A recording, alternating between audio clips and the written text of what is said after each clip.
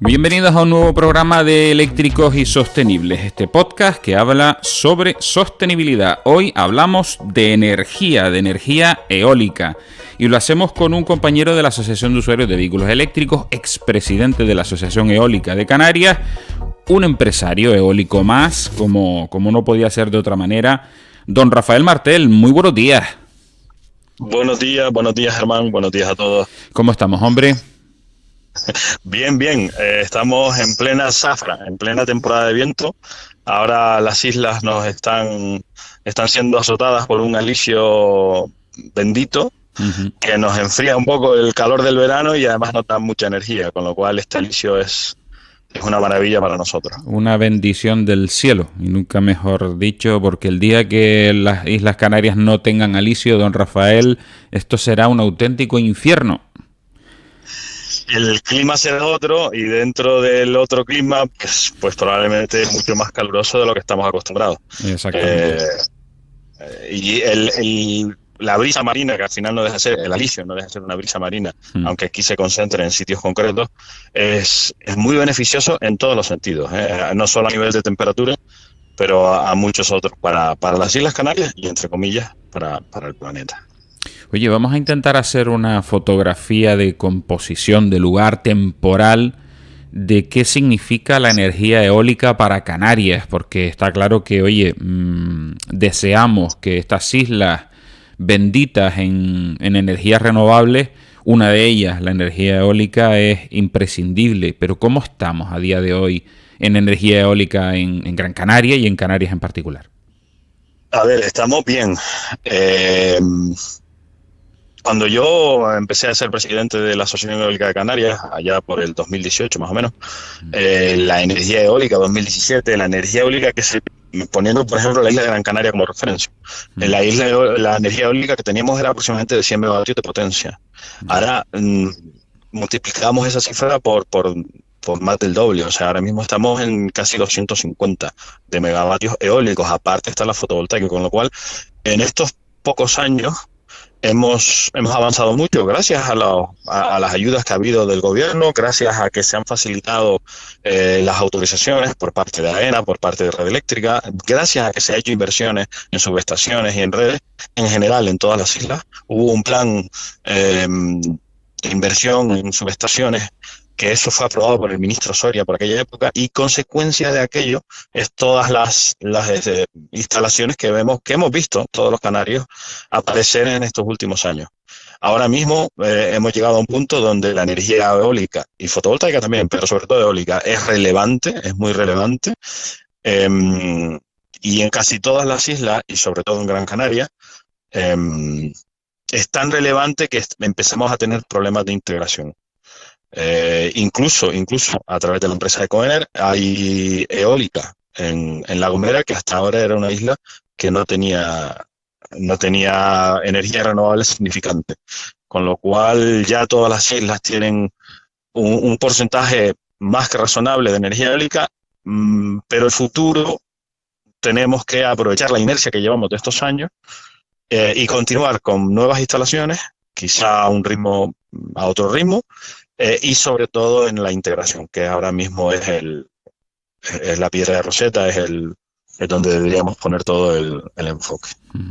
¿Tan complicado es para Red Eléctrica Española integrar las renovables? Es un poco el caballo de batalla del que no digo que se quejen, pero que sí apuntan todos los expertos. Es decir, el día de mañana las renovables van a hacer que la red sea realmente complicada y difícil de gestionar.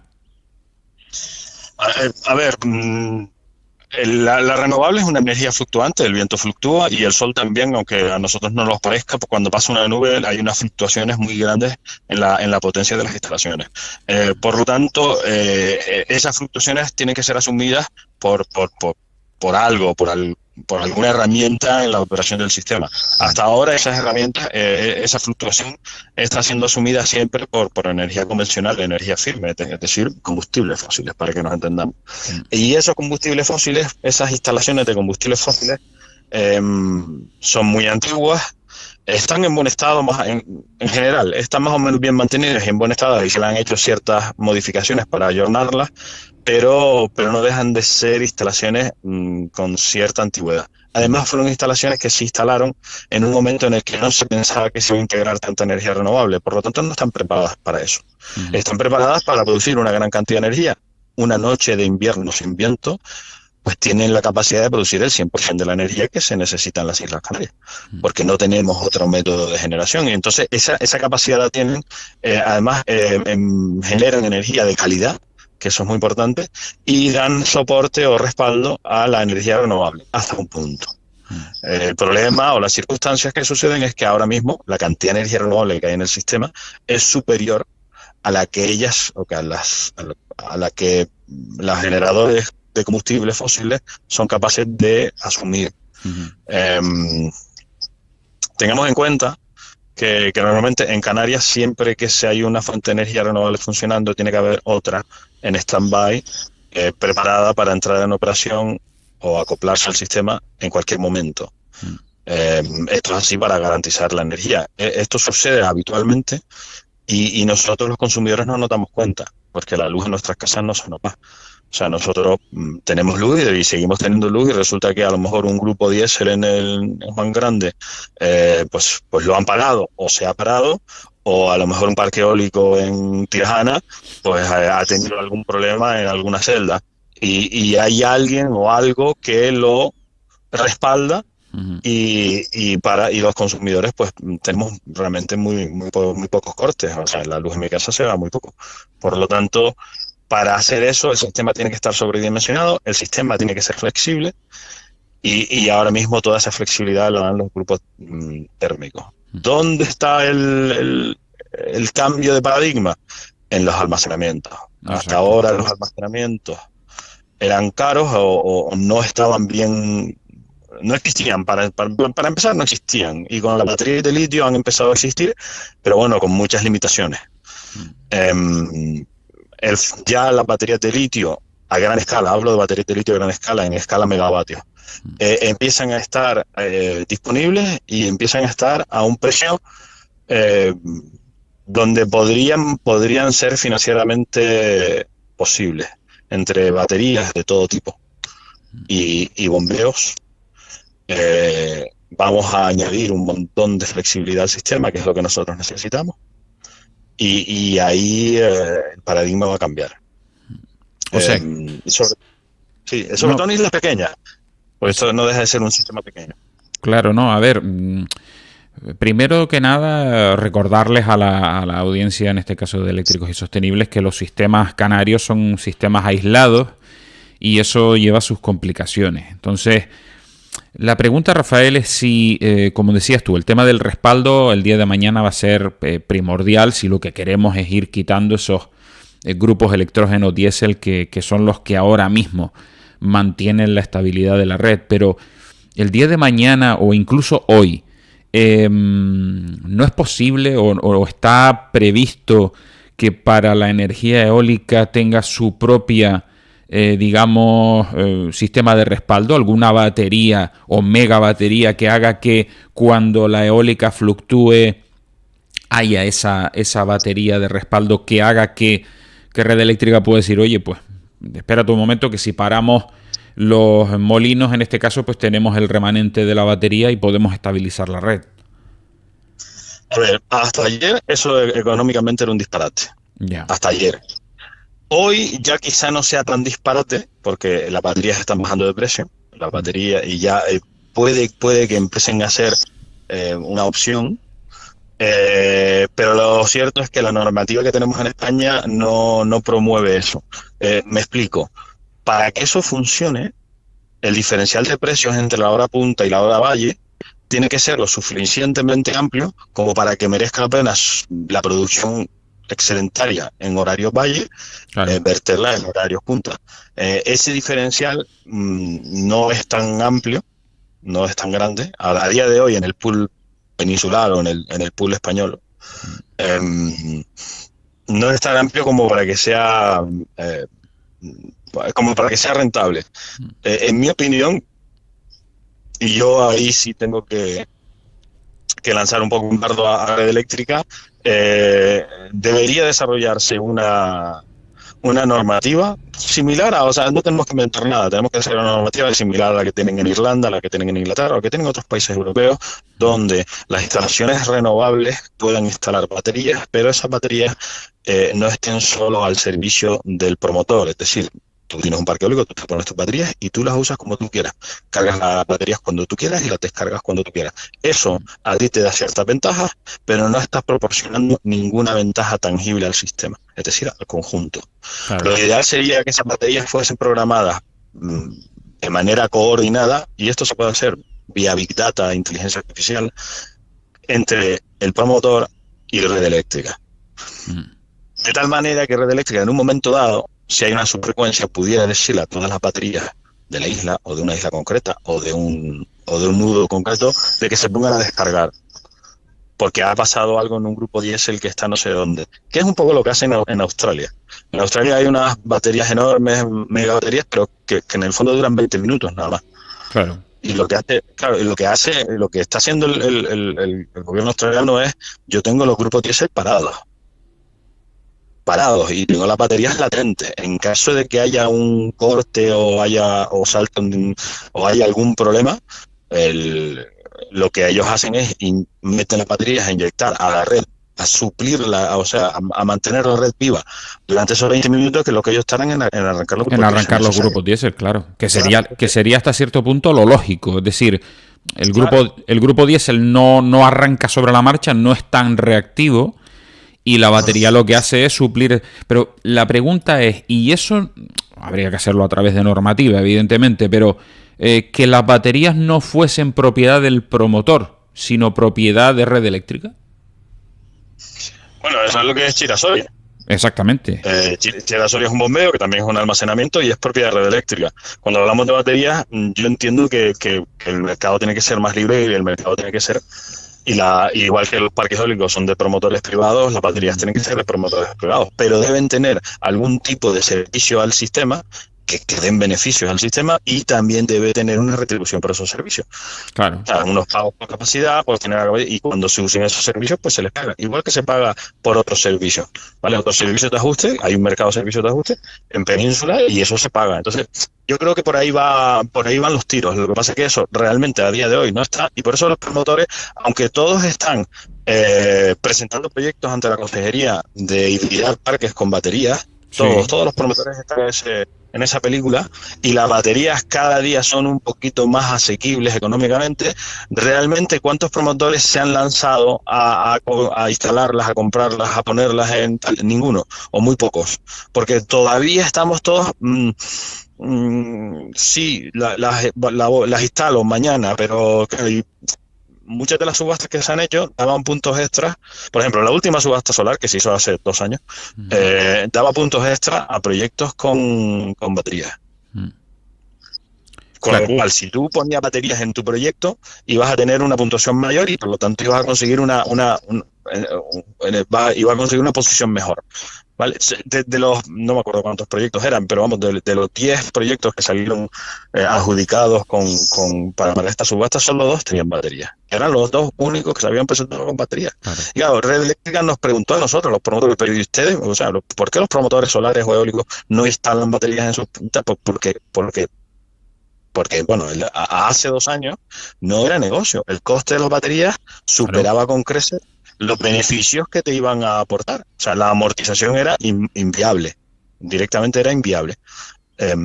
Y esa era la razón por la que nadie las incluía en sus proyectos. Claro que el hecho de que te suban en el ranking de obtención de la subvención no quiere decir que eso tenga la máxima rentabilidad. Claro, es un problema de rentabilidad, es un problema de time.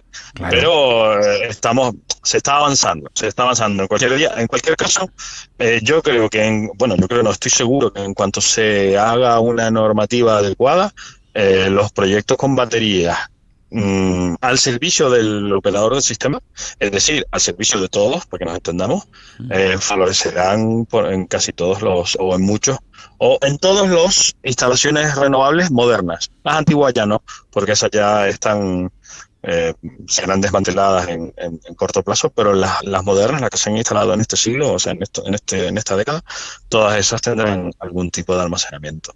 Y por ahí van los tiros. Luego está el proyecto de Chira-Soria, que es que va a hacerlo, o sea, va a cumplir lo que dice que va a hacer, es decir, y que ha tenido mucha, y sigue teniendo, la verdad que me sorprende, polémica, la cual yo puedo entender, porque es verdad que era un proyecto polémico, pero las obras ya han empezado y por lo tanto a día de hoy yo entiendo que ese proyecto tiene que caminar, tiene que ir hacia adelante, ya no podemos parar, y va a cumplir su objetivo. Gracias al bombeo de Chira-Soria vamos a ser capaces de integrar más energía renovable en el sistema eléctrico de Canarias. ¿Cuánta más vamos a ser capaces de integrar?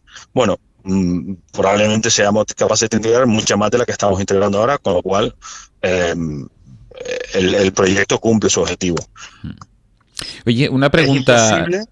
No, Perdón, es imposible llegar al 100% con ese proyecto. Necesitaríamos 5 o 6 Chira-Sorias. Claro. Por lo tanto, que nadie se haga ideas en la cabeza de que gracias a Chira-Soria vamos a poder, no, de gracias a Chira-Soria vamos a integrar más energía renovable en el sistema, pero donde realmente vamos a conseguir integrar más energía renovable en el sistema es el día que sustituyamos los grupos térmicos de las centrales eléctricas canarias, como por ejemplo la del Palmar en La Gomera, los sustituyamos por grupos térmicos modernos, flexibles y mucho más eficientes, más económicos a nivel de combustible y mucho menos contaminantes.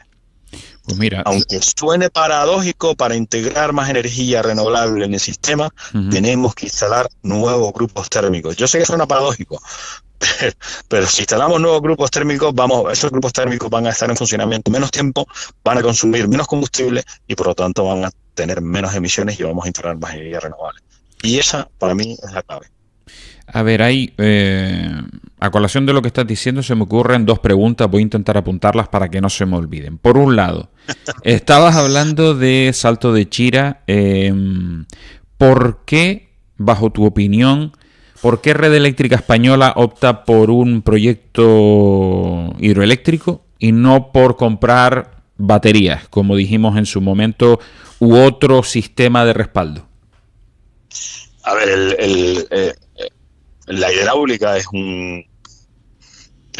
muy desarrollada, las turbinas que funcionan con hidráulica no es algo novedoso, aquí no estamos inventando nada, no estamos jugando con I+D, esto es un proyecto muy, muy estable, quiero decir, muy conocido y que es una tecnología muy probada, para que nos entendamos. Y luego, proyectos de bombeos reversibles, que es de lo que estamos hablando, existen muchos por el mundo, muchos ejemplos por el mundo y por España. O sea, en España, Extremadura, en España hay bombeos reversibles, hay un puñado. Con lo cual, nadie está inventando nada, que esa es la parte buena. Entonces, cuando salió este proyecto, cuando se empezó a desarrollar este proyecto, incluso cuando era un proyecto que lo llevaba Endesa al principio, las baterías estaban fuera del alcance. Primero porque no habían baterías de esa capacidad.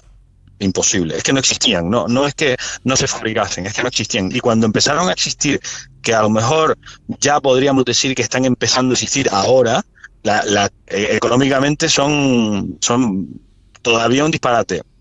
Ciertamente están bajando de precio y van a seguir bajando de precio a corto plazo. Pero en el momento en el que este proyecto se puso encima de la mesa, eso no existía. Y por lo tanto, estamos hablando de un proyecto de tecnología contrastada, un proyecto que sabemos su eficiencia, no porque nos lo vayamos a inventar, no porque lo hayamos hecho en un laboratorio, sino porque hay otros proyectos similares en otros sitios de Europa y en España. Por lo tanto, es un proyecto que va a funcionar. Es cierto que es un proyecto particular y de ahí vienen la polémica y las críticas. Y me refiero a que es un proyecto que ciertamente un poco particular porque normalmente se hacen proyectos de bombeos reversibles con agua fluyente, es decir, con ríos. Aquí no tenemos un río, aquí lo que tenemos son 2 presas que vamos a rellenar con una desaladora. Es decir, no es agua fluyente, o sea, tenemos que añadirle, por así decirlo, un coste más, que es desalar agua del mar para llevarla a una de las presas, a la presa al vaso superior o al vaso inferior, y empezar a bombearla de uno a otro conforme las necesidades, que es también lo que es esa energía corona del viento. Con lo cual, eso sí que es verdad que lo hace un proyecto particular y, evidentemente, más caro. Pero tiene la ventaja de que de alguna manera tocamos, no digo que vayamos a solucionar, porque tampoco es eso, aquí no hay nada mágico, pero tocamos otra de las claves que es de los problemas que hay en Canarias, que es la sequía. Gracias a esa desaladora, pues tendremos, o se supone que podremos tener un poquito más de agua disponible, sobre todo en época de verano, que la escasez es evidente, es evidente. Por lo tanto, la pata o energía que siempre hablan los entendidos, en este caso se está cumpliendo. Y eso compensa un poco el sobrecoste a nivel de proyecto de financiación de instalar esa desaladora. Y la otra pregunta que tenía apuntada, porque anotaste, o sea, apuntaste ahora mismo lo del tema de La Gomera, en donde hemos tenido un cero energético, que yo creo que todos tenemos claro que es una simple cuestión de que esos grupos electrógenos de gasoil o diésel que son antiguos y de pronto un día se rompen y entonces empiezan las prisas porque solo dependemos de un método de generación de energía. Bajo tu punto de vista, ¿qué puede o qué debería pasar en La Gomera en el futuro para que estas cosas no vuelvan a pasar? Bueno, según la nota de prensa que yo leí, el problema fue un incendio en los servicios auxiliares, con lo cual no fue en los grupos en concreto, sino en la parte eléctrica, que además es más fácil, no es fácil de reparar. Si hubiese sido solamente un grupo, en el índice de cobertura que tienen en La Gomera es amplio, es más del doble, es decir, hay más del doble de capacidad de potencia en diferentes grupos de la demanda. Por lo tanto, si un grupo cae, tienes el otro. Entonces, no, evidentemente no, el problema no ha sucedido en un grupo concreto, sino ha sucedido más bien, yo creo, o por lo que yo he leído, en la parte eléctrica, donde ahí sí, bueno, pues es una sola, obviamente. ¿Qué es lo que tiene que pasar? Bueno, yo por norma general, o sea, por concepto general, el futuro va por seguir instalando renovable, tanto a nivel de grandes proyectos como a nivel de doméstico, paneles solares en las azoteas de nuestras casas. Ese es el primer paso que tenemos que hacer. Y el segundo paso es poner sobre la mesa de manera ya clara y evidente la sustitución de grupos térmicos anticuados. Esto es algo que además no es novedoso. Yo no estoy levantando ninguna tapa, abriendo ninguna caja de Pandora. Endesa lleva mucho tiempo pidiendo más inversiones en grupos térmicos que ya están obsoletos. Incluso está pidiendo, bueno, dar de baja algunos de los grupos térmicos más antiguos de cada una de las islas, pero claro, si das de baja algún grupo, tienes que dar de alta alguno. Esa es la realidad. La realidad es que en España, en Canarias, desde hace tiempo no se instalan grupos térmicos nuevos y lo tenemos que hacer. Insisto que es lo que yo dije antes, o sea, suena paradójico, pero si se instalan nuevos grupos térmicos y si se operan adecuadamente, vamos a conseguir integrar más energía renovable en el sistema porque esos grupos térmicos ya estarán pensados para que sean muy flexibles y puedan integrar toda esa energía, con lo cual es beneficioso para todos. Beneficioso para el sistema, o sea, van a dar más seguridad y tal. Y, claro, luego ha entrado otra variable recientemente, que es lo que se llama hidrógeno verde, ¿no? Y entonces ahora resulta que los grupos térmicos queremos que sean de hidrógeno verde.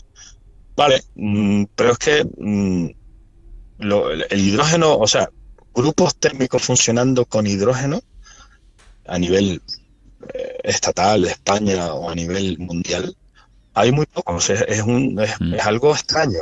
Normalmente de lo que estamos hablando es grupos térmicos que funcionan con gas natural al que se le añade hidrógeno. De tal manera que se mantiene el poder calorífico, pero se bajan los costes y se bajan muchísimo las emisiones. Pero son grupos térmicos funcionando con gas natural. Primero, para empezar, aquí no tenemos gas natural, no lo tenemos porque es una decisión que los canarios han tomado vía sus representantes políticos, y aquí no tenemos gas natural. A día de hoy no tenemos gas natural y probablemente no sea el momento, ya pasó el momento de instalarlo. Entonces, el hidrógeno verde sí es el futuro, pero no va a ser el futuro a corto plazo. Por lo tanto, en el meantime, o sea, en el tiempo intermedio, por el camino, la sustitución de grupos térmicos por grupos térmicos del siglo XXI, Sí. que sé que suena mal, pero por grupos térmicos del siglo XXI, y además pensados, ya construidos, cuya misión sea más dar respaldo a la renovable que de cubrir la demanda, a todos no, yo creo que al sistema le va a venir muy bien y va a ser muy saludable. Pero es cierto que eso, cada vez que Endesa lo solicita, pues en el ministerio, que es quien tiene la capacidad de dar los permisos, pues lo están pensando, lo están tratando, lo están negociando, pues porque a lo mejor quieren que entre otro actor, es decir, que no sea Endesa, sino que sea alguna otra empresa que quiera poner otro grupo térmico de otra, o que sea por subasta, no sé. Y al final es un tema que se está tratando en el ministerio desde hace años y que no se han pasado adelante, porque además hay que explicar muy bien al ciudadano, a la sociedad civil, de que vamos a sustituir, o sea, en el momento en el que estamos, donde vamos todos estamos concienciados cada vez más todos, en emitir menos emisiones, en contaminar menos, en poner más renovables, cuando digamos ahora a la gente común de que vamos también a poner más grupos, dice, coño, ¿por qué pusimos tantos molinos? Claro. Yo sé que es una paradoja, pero alguien en algún momento tendrá que afrontarla y tendrá que tomar decisión. Luego hay otro tema también candente del tema eólico, que es la eólica marina. Sí, porque además tenemos un ejemplo claro en Gran Canaria. Sí, que es el único aerogenerador que tenemos en Gran Canaria, pero es que resulta que ahora mismo, en el sureste de Gran Canaria, por el barranco de Balos, más o menos, cerca de la central de Juan Grande, entre el barranco de Balos y la central de Juan Grande, hay solicitados en el ministerio tantos proyectos de eólica marina como toda la eólica marina que hay en la isla de Gran Canaria. Wow. Eólica terrestre, ¿te refieres? De eólica terrestre. Ah, vale. O sea, si de eólica terrestre hay 250, lo que está solicitado en el mar... ¡Qué barbaridad! Son otros 250, ¿vale? Eso obviamente es imposible. O sea, eso no va a ser, ¿vale? De esos 250, pues de alguna manera el ministerio tendrá que discernir y seleccionar, obviamente. Porque eso, a día de hoy, la eólica marina, esa potencia no es integrable en el sistema. O sea, ya estamos teniendo problemas para integrar la eólica terrestre. Y cuando digo teniendo problemas, es que a lo mejor la gente no lo entiende. Mire, yo para que la gente lo sepa. Anoche, por decir un día, pero vamos a pasar todas las noches que hace viento, anoche hacía viento. La potencia eólica de la isla de Gran Canaria estaba limitada a 100 megavatios en las horas nocturnas de madrugada, es decir, entre la 1 de la mañana y las 6 de la mañana más o menos. A las 9 de la noche de ayer había casi 230 megavatios eólicos. ¡Qué barbaridad! Es decir, 130 megavatios eólicos estaban parados durante la noche. No, esa energía, pues ese viento pasó y no se aprovechó. Es decir, es más del 50%. ¿Vale? Esto no sucede por el día, porque por el día también hay limitaciones o hay consignas de limitación, pero son menos restrictivas porque la demanda es mayor. La demanda es mayor, claro. También la demanda es mayor, pero también está la fotovoltaica. Por lo tanto, ahí se suman y la fotovoltaica, si tú la ves, muchas veces en Gran Canaria hay 60 megavatios de fotovoltaico instalados y los días que no hay viento tú ves los 60 megavatios en el esquema, en la gráfica de red eléctrica, pero cuando hay viento solo dejan producir 40. Es decir, hay 20 megavatios fotovoltaicos en la isla de Gran Canaria que el sol está pasando y no están produciendo. Hay molinos parados. Y te dices, coño, hay molinos parados. Bueno, están parados porque están viejos, porque están... No, están parados porque les han dicho, desde la policía, que es Red Eléctrica, que ordena el tráfico de la energía, le ha dicho a ese molino que se pare, porque esa energía no es capaz de integrarse en el sistema.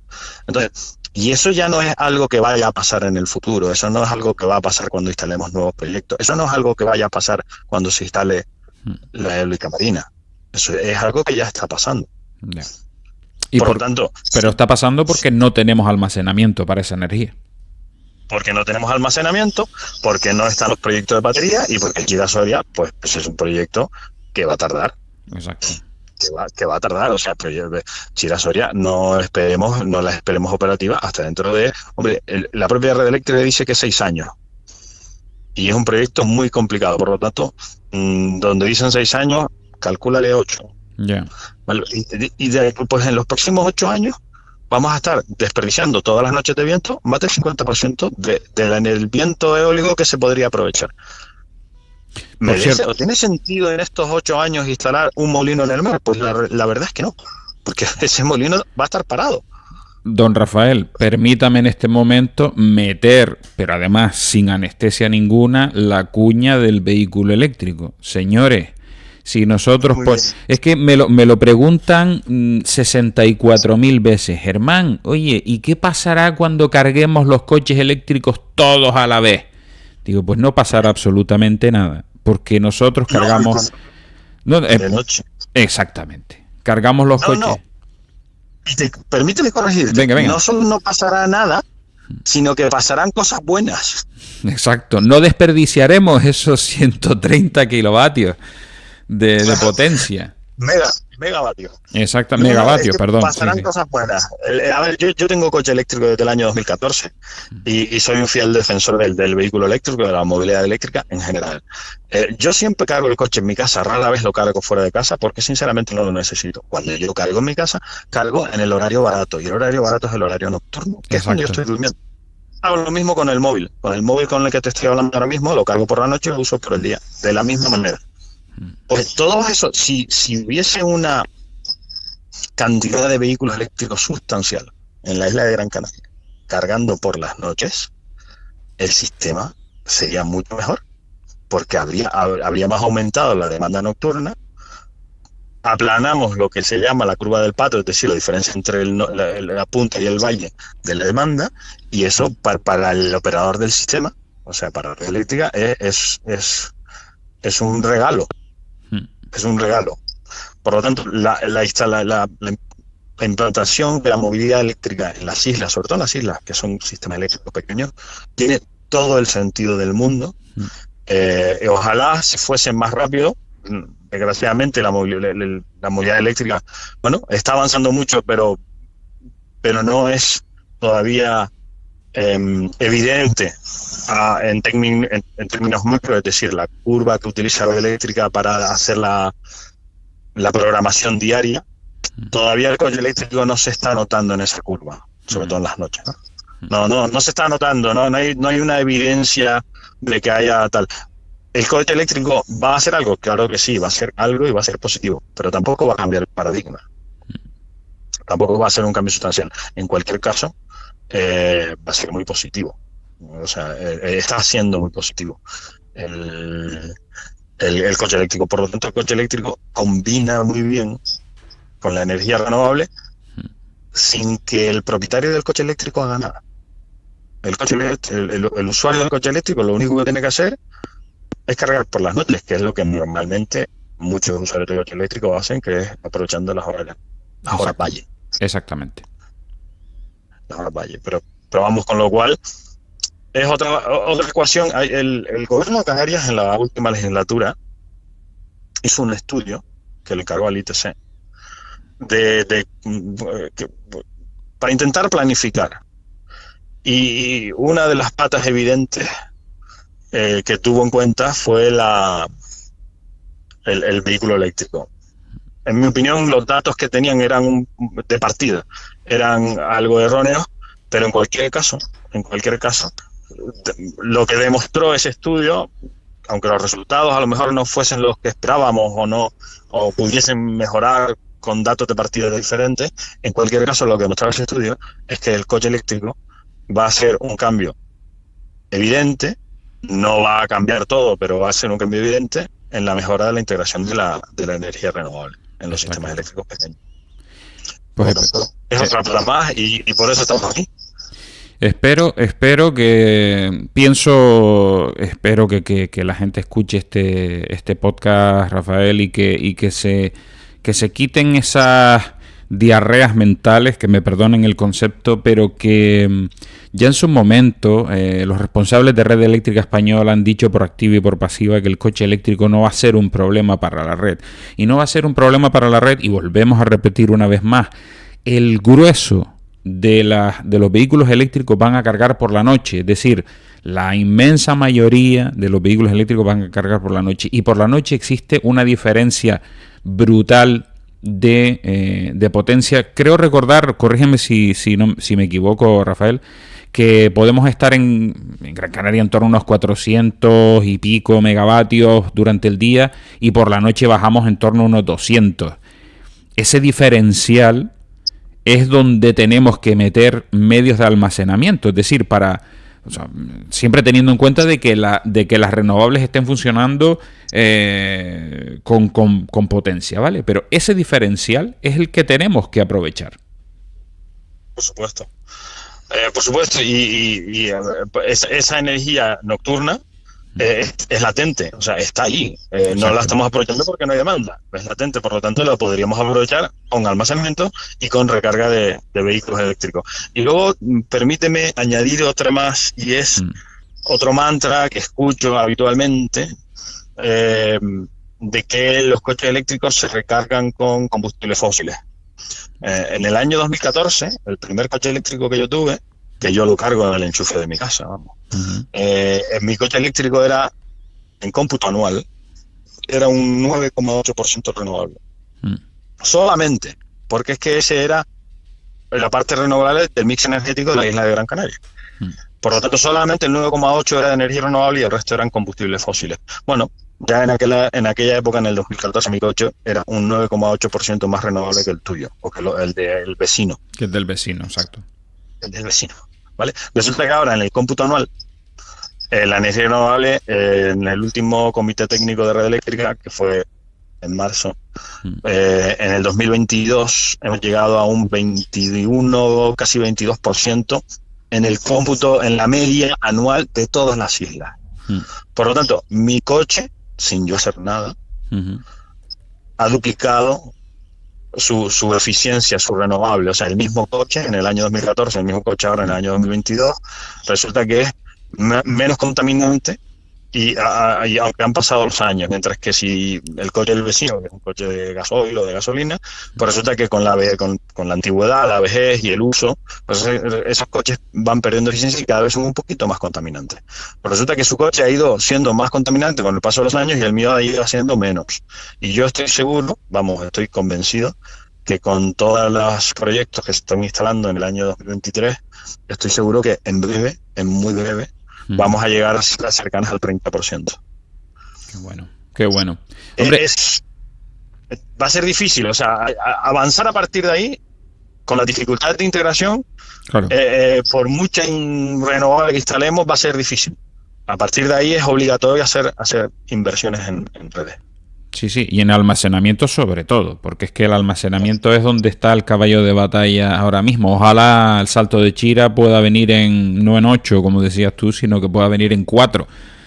Entonces, ojalá, o menos incluso, pero va a ser difícil. Rafa, me refiero, estamos ya cercanos a los 40 minutos de entrevista. Sabes que me encanta hablar contigo porque la cantidad de datos que aportas es una barbaridad. Pero sí que no me gustaría que el podcast fuese demasiado largo, y para ya preguntarte lo último, en teoría, ¿cómo ves el parque eólico hoy en día en cuanto a edad, eficiencia? ¿Se puede mejorar? ¿Crees tú que los equipos que tenemos se pueden, dimensionar a la actualidad? ¿Cómo está el parque eólico hoy en día?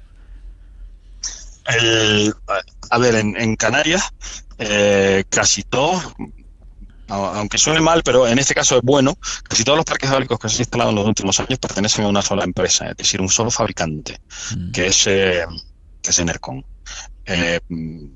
Bajo mi punto de vista, él contiene la mejor tecnología, es la tecnología que más flexibilidad va a dar y es la tecnología que más servicios puede dar al sistema, porque lo da de manera natural, no porque haya que añadir mucha electrónica de potencia.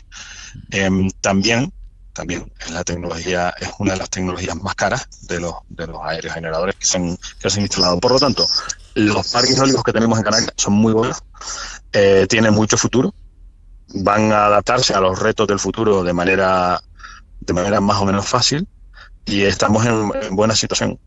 Eh, lo que hay que hacer para no perder la inercia que llevamos de estos años, lo que hay que hacer es invertir en almacenamiento, en redes y en bombeos también, obviamente, y en vehículos eléctricos. Está claro. Pero a ver, yo quiero que se queden los que escuchen este podcast, que se queden con el mensaje de que hemos avanzado mucho en los últimos 4 años, pero el objetivo sigue estando lejos. Cuando yo escucho gente diciendo, no, el objetivo es ser, incluso gobernantes, el objetivo es ser 100% renovables en el año 2030. Mira, eso es casi imposible. ¿Sabes? Pero aunque sea posible, vamos a centrarnos en el objetivo siguiente. El objetivo siguiente es integrar más del 30% de energía renovable en el sistema. Para integrar más del 30% de energía renovable en el sistema, necesitamos almacenamiento obligatoriamente. Necesitamos que Chira-Soria esté en operación, necesitamos que hayan baterías, ya sean públicas o privadas, necesitamos que hayan unas redes más flexibles. Hay muchos nudos donde están saturados y no se puede integrar, o sea, no puede integrarse más energía renovable simplemente porque en el nudo ya no hay capacidad, es decir, no hay un enchufe donde verter esa energía. ¿Vale? Pues esa segunda ronda de ampliación de subestaciones pues también tendrá que plantearse en algún momento por parte del gobierno y por ahí van los tiros. Así que el futuro es prometedor, pero necesitamos seguir siendo igual de exigentes que hemos sido hasta ahora y teniendo claros los objetivos como hemos tenido en estos últimos 5 o 6 años. A que hagan un esfuerzo nuestros oyentes por intentar escudriñar dentro del arco político quiénes están a favor de eso y quién no, y lo siento por decirlo, pero es lo que toca. Y además, en los tiempos en los que vivimos, yo lo siento, pero hay una cosa que está clara, y tenemos un efecto acuciante que se llama cambio climático, que puede ser que alguien se lo crea, puede ser que no, pero ya está aquí. Y que lo que pasará será que a poco que no hagamos cada uno en su parcela, podemos convertir, como dijimos antes, Canarias en un auténtico infierno si la naturaleza así lo decide. Don Rafael Martel, como siempre, un inmenso placer. Sabes que podríamos estar hablando 1 hora, 2 horas, 3 horas y no nos cansaríamos. Bueno, muchas gracias por llamarme, Germán. Muchas gracias a todos los que nos hayan escuchado y hay que seguir luchando y seguir utilizando el vehículo eléctrico como usamos en mi familia.